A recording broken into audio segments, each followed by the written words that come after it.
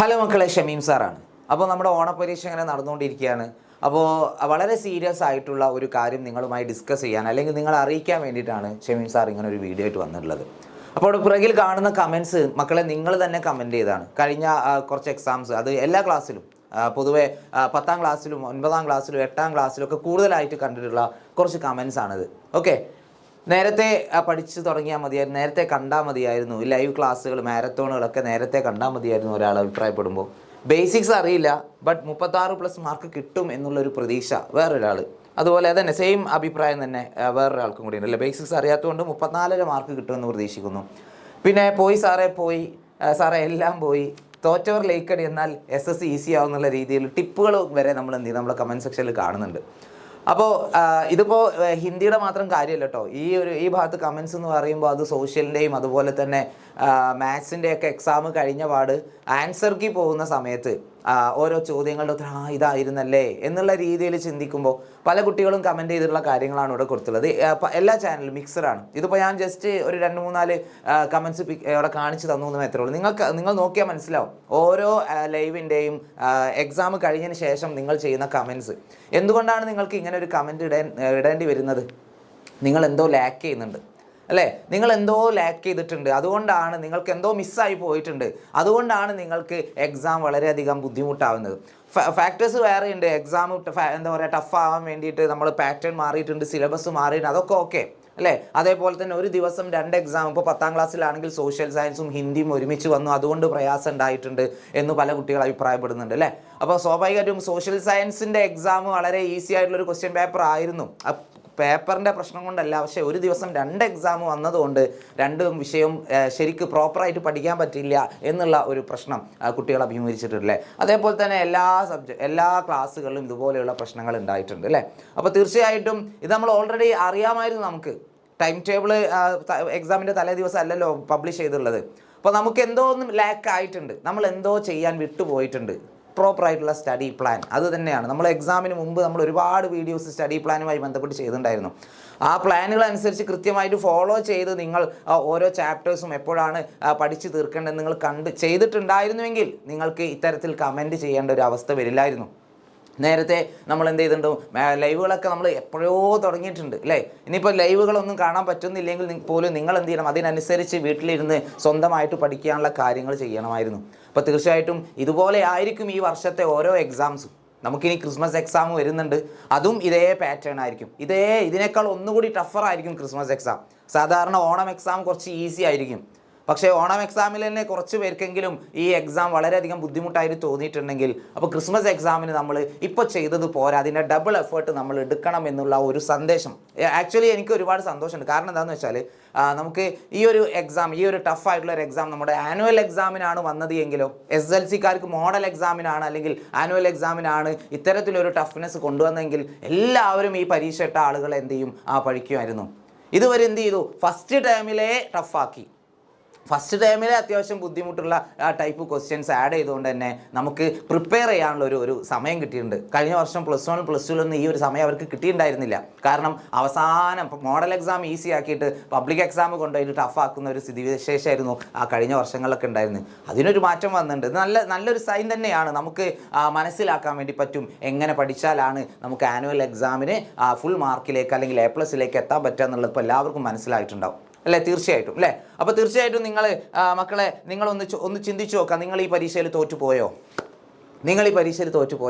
മക്കളെ ഞാൻ പറയും നിങ്ങൾ തോറ്റുപോയിട്ടില്ല. ഓക്കെ, നിങ്ങൾ തോറ്റുപോയിട്ടില്ല. നമുക്ക് പുതിയ സിലബസ് വന്നു. ഇപ്പോൾ 6, 8, 10 ക്ലാസ്സുകളൊക്കെ പുതിയ സിലബസ് വന്നു. നമുക്കൊന്നും അറിയില്ല. ടീച്ചേഴ്സ് പോലും ഇമാജിൻ ചെയ്യാത്ത അല്ലെങ്കിൽ എക്സ്പെക്റ്റ് ചെയ്യാത്ത ചോദ്യങ്ങളൊക്കെ വന്നിട്ടുണ്ടായിരുന്നു. അപ്പോൾ തീർച്ചയായിട്ടും അതിനനുസരിച്ച് നമുക്ക് എന്ത് ചെയ്യാൻ പറ്റും, 2ാമത്തെ എക്സാം ആയുള്ള നമ്മുടെ ക്രിസ്മസ് എക്സാം പ്ലാൻ ചെയ്യാൻ വേണ്ടി പറ്റും. അപ്പോൾ ഈ ഒരു രീതിയിലാണ് മോഡൽ ക്വസ്റ്റ്യൻ പേപ്പറൊക്കെ പുറത്ത് വന്നിട്ടുണ്ടായിരുന്നെങ്കിൽ പോലും ഈ ഒരു രീതിയിലായിരിക്കും ഇനി നമുക്ക് എന്ത് ചെയ്യുക, പരീക്ഷയ്ക്ക് ക്വസ്റ്റ്യൻസ് വരിക എന്നുള്ളത് ഒരു കാര്യം, ഒരു ധാരണ നമുക്ക് കിട്ടിയല്ലോ. അതുകൊണ്ട് തന്നെ നമുക്ക് ഫസ്റ്റ് ചാൻസ് പോയെങ്കിൽ പോട്ടെ മക്കൾ. ഇതിപ്പോൾ എല്ലാവരുടെ കാര്യമല്ല ഞാൻ പറയുന്നത്. കുറച്ച് പേർക്ക് അല്ലെങ്കിൽ ഒരു 50% എബോവ് കുട്ടികൾക്കെങ്കിലും ഇപ്പോൾ നടന്ന ഓണപ്പരീക്ഷ ചില വിഷയങ്ങളെങ്കിലും ടഫ് ആയിട്ടുണ്ടാവും. അങ്ങനെ നിങ്ങൾക്ക് ടഫ് ആയിട്ടുണ്ടെങ്കിൽ നിങ്ങൾ എല്ലാവരും താഴെ കമൻറ്റ് ചെയ്യണം. ഓക്കെ, നിങ്ങൾക്ക് ഏതൊക്കെ സബ്ജക്റ്റാണ് ഏറ്റവും കൂടുതൽ ബുദ്ധിമുട്ടായത് എന്ന് നിങ്ങൾ എന്ത് ചെയ്യണം, തീർച്ചയായിട്ടും താഴെ കമൻറ്റ് ചെയ്തിട്ടുണ്ടാവണം കേട്ടോ. ഓക്കെ, അത് നമുക്ക് അതിനനുസരിച്ച് നമുക്ക് കൂടുതൽ വീഡിയോസൊക്കെ തരാൻ അത് ഉപകരിക്കും. നിങ്ങൾ തീർച്ചയായിട്ടും നിങ്ങളുടെ ഓരോ കമൻസും വളരെ വിലപ്പെട്ടതാണ്. നമുക്ക് അതിനനുസരിച്ച് എന്ത് ചെയ്യാം, നിങ്ങൾക്ക് വേണ്ട ക്ലാസ്സുകളൊക്കെ നമുക്ക് പ്ലാൻ ചെയ്യാൻ വേണ്ടി പറ്റും. ഓക്കെ, അപ്പോൾ നിങ്ങൾ കമൻറ്റ് ചെയ്യാൻ മറന്നു പോകരുത്. അപ്പോൾ നമുക്കൊരു സെക്കൻഡ് ചാൻസ് ഉണ്ട്. യെസ്, തീർച്ചയായിട്ടും സെക്കൻഡ് ചാൻസ് ഉണ്ട്. ഫസ്റ്റ് ചാൻസിൽ നമ്മൾ വീണു പോയെന്ന് കരുതി ഇതൊന്നിൻ്റെ അവസാനമല്ല. ഓക്കെ, അപ്പോൾ അതുകൊണ്ട് ഇപ്പോൾ മാർക്ക് നിങ്ങൾ വിചാരിച്ച അല്ലെങ്കിൽ എക്സ്പെക്റ്റ് ചെയ്ത ആ ഒരു മാർക്ക് നിങ്ങൾക്ക് കിട്ടിയില്ല എന്ന് കരുതി ആരും നിരാശരാവേണ്ടതില്ല. നമുക്കിനിയും എക്സാംസ് വരാനുണ്ട്. എസ്പെഷ്യലി ഹിന്ദി ആണെങ്കിലും അല്ലെ, അതുപോലെ തന്നെ സോഷ്യൽ ആണെങ്കിലും മാത്സ് ആണെങ്കിലും സയൻസ് സബ്ജക്റ്റുകളാണെങ്കിലും എല്ലാത്തിനും നമുക്കിനി എന്ത് ചെയ്യാണ്ട് പഠിക്കാൻ ഒരുപാട് കാര്യങ്ങൾ, ഇനിയും ചാപ്റ്റേഴ്സിൻ്റെ എണ്ണം കൂടെ ചെയ്യുന്നുള്ളൂ, കുറയുന്നില്ല. അതിനനുസരിച്ച് നമ്മൾ പ്ലാൻ ചെയ്ത് മുന്നോട്ട് പോയാലേ നമുക്ക് എന്ത് ചെയ്യാൻ പറ്റുള്ളൂ, ക്രിസ്മസ് എക്സാമിനും അതുപോലെ പബ്ലിക് എക്സാമിനും നമുക്ക് ഫുൾ മാർക്കിലേക്ക് അല്ലെങ്കിൽ A+ലേക്ക് എത്താൻ വേണ്ടി പറ്റുള്ളൂ. അപ്പോൾ അതിന് നിങ്ങൾ ചെയ്യേണ്ട കാര്യം ഒന്നേ ഉള്ളൂ, പ്രോപ്പറായിട്ടുള്ള ഒരു പ്ലാനോട് കൂടി പോവുക എന്നുള്ളതാണ് അല്ലേ. ഏതൊക്കെ ചാപ്റ്റേഴ്സ് എപ്പോഴൊക്കെ പഠിച്ചു തീർക്കണം. അവസാന സമയത്ത് മാരത്തോൺ സമയത്ത് നമ്മൾ എന്താ പറയുക, റിവിഷന് വേണ്ടി ആയിരിക്കണം ലൈവിൽ വരേണ്ടത്. റിവിഷന് വേണ്ടി, അതിന് മുമ്പ് നമ്മളെല്ലാം പഠിച്ച് സെറ്റായിട്ടുണ്ടാവണം. അപ്പോൾ അതിനൊക്കെ നിങ്ങളെ ഹെൽപ്പ് ചെയ്യാൻ നമ്മൾ എന്ത് ചെയ്യുന്നുണ്ട്, ഓരോ ക്ലാസ്സിലും നമ്മൾ ബാച്ചുകൾ കൊടുക്കുന്നുണ്ട്. 6ാം ക്ലാസ് മുതൽ +2 വരെ നമുക്ക് ഓൺലൈനായിട്ട് ബാച്ചുകളുണ്ട് നിങ്ങളെ ഹെൽപ്പ് ചെയ്യാനാണ്. ഇപ്പോൾ ഈ ബാച്ചിൻ്റെ പ്രൊമോഷനായിട്ടൊന്നും നിങ്ങൾ കാണേണ്ടതില്ല, നിങ്ങൾ മനസ്സിലാക്കിയാൽ മതി. ഇനിയിപ്പോൾ നമ്മുടെ ബാച്ചിൽ ഇല്ലെങ്കിൽ പോലും നിങ്ങൾ എന്ത് ചെയ്യണം, കൃത്യമായിട്ട് പ്ലാൻ ചെയ്തിട്ട് പോകണം. കാരണം എക്സാം നമുക്ക് കഴിഞ്ഞ വർഷങ്ങളിലെ പോലെ എല്ലാം ടഫാണ്. ഇനി അങ്ങോട്ട് ടഫാവും. ഫുൾ A+കളുടെ എണ്ണം കുറയും, വിജയശതമാനം കുറയും, അത് ഉറപ്പാണ്. ആ ഒരു എന്താ പറയുക, മാറ്റി നിർത്തപ്പെടുന്ന അല്ലെങ്കിൽ മാർക്ക് കുറഞ്ഞു പോകുന്നവരിൽ നമ്മൾ പെട്ടുപോകാൻ പാടില്ല. നിങ്ങളെ ഹെൽപ്പ് ചെയ്യാൻ നമ്മൾ ഇവിടെ റെഡിയാണ്. നിങ്ങൾക്ക് വേണ്ട എല്ലാ ക്ലാസ്സുകളും നമ്മൾ തന്നുകൊണ്ടേയിരിക്കും. ഇപ്പോൾ ഓണം ഓഫറൊക്കെ ഉണ്ട്. ഓരോ ക്ലാസ്സിൻ്റെയും ഫീസും കാര്യങ്ങളൊക്കെ ഇവിടെ കൊടുത്തിട്ടുണ്ട്. 6ാം ക്ലാസ് മുതൽ +2 വരെ നമുക്ക് എന്തുണ്ട്, ബാച്ചുകളുണ്ട്. താല്പര്യമുള്ള മക്കളെല്ലാവരും നിർബന്ധമായിട്ടും എന്ത് ചെയ്യുക, താഴെ കാണുന്ന നമ്പറിൽ കോൺടാക്ട് ചെയ്യുക. എന്നിട്ട് എത്രയും പെട്ടെന്ന് നിങ്ങളുടെ അഡ്മിഷൻ ഉറപ്പാക്കുക. ഓണപ്പരീക്ഷ കഴിഞ്ഞു, ഇനി വെക്കേഷൻ സമയമൊന്നും വെറുതെ കളയേണ്ടതല്ല. ഓക്കെ, മക്കൾ മനസ്സിലാക്കുക. അപ്പോൾ നല്ല മാർക്ക് ഉണ്ടെങ്കിലേ നമുക്ക് സമൂഹത്തിൽ നല്ല രീതിയിൽ നല്ലൊരു ജോലിയൊക്കെ കിട്ടിയിട്ട് നമുക്ക് ജീവിക്കാൻ വേണ്ടി പറ്റുള്ളൂ. ഓക്കെ, ഒരു 18 വയസ്സ് വരെ വീട്ടുകാർ നമ്മുടെ കൂടെ ഉണ്ടാവും. അത് കഴിഞ്ഞാൽ പിന്നെ നമ്മൾ തന്നെ എന്ത് ചെയ്യണം, അധ്വാനിക്കണം. നമ്മൾ തന്നെ സ്വന്തമായിട്ട് ഇപ്പോൾ ഡിഗ്രിക്കൊക്കെ പഠിക്കുന്ന സമയത്ത് ആരും ഉന്തി തള്ളി പറഞ്ഞേക്കാൻ പോകുന്നില്ല. ഡിഗ്രിക്ക് അഡ്മിഷൻ കിട്ടുക എന്നുള്ളത് തന്നെ വലിയ കാര്യമാണ്. +1 ഇഷ്ടപ്പെട്ട സ്കൂളിൽ അഡ്മിഷൻ കിട്ടുക തന്നെ വലിയ വെല്ലുവിളിയായിട്ട് നിൽക്കുന്ന ഒരു സമയത്ത് നമുക്ക് ഡിഗ്രിയിലേക്കൊക്കെ എത്തുമ്പോൾ അത് വളരെയധികം ബുദ്ധിമുട്ടായി മാറും. ഓക്കെ, നല്ല ജോലി കിട്ടണമെങ്കിൽ നല്ല വിദ്യാഭ്യാസം, നല്ല എഡ്യൂക്കേഷൻ ക്വാളിഫിക്കേഷൻ വേണം.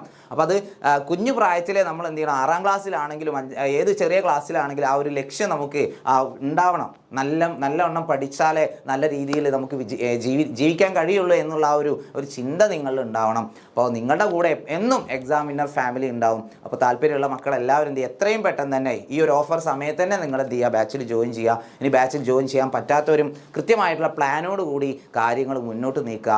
ഓണം എക്സാമിന് നമുക്ക് പറ്റിയ ഒരു അബദ്ധം ഇനിയുള്ള എക്സാംസിൽ ഉണ്ടാവാൻ പാടില്ല. അപ്പോൾ നേരത്തെ പഠിച്ചു തുടങ്ങിയ എല്ലാവർക്കും ഓൾ ദി ബെസ്റ്റ്. അപ്പോൾ ഇനി എല്ലാവരും ഞാൻ പറഞ്ഞ പോലെ കമൻറ്റ് ചെയ്യാൻ മറന്നു വരുത്. നിങ്ങൾക്ക് ഈ പ്രാവശ്യത്തെ ഓണം എക്സാം ഏതെങ്കിലും സബ്ജക്റ്റ് നിങ്ങൾക്ക് ബുദ്ധിമുട്ടായിട്ടുണ്ടെങ്കിൽ അതും നിങ്ങൾ കമൻറ്റ് ചെയ്യുക. ഏതാണ് ഏറ്റവും ഈസി ആയിട്ട് തോന്നിയത് അതും നിങ്ങൾ കമൻറ്റ് ചെയ്യുക. ഓക്കെ, അപ്പോൾ വീണ്ടും കാണാം മക്കളെ. Tata, bye bye.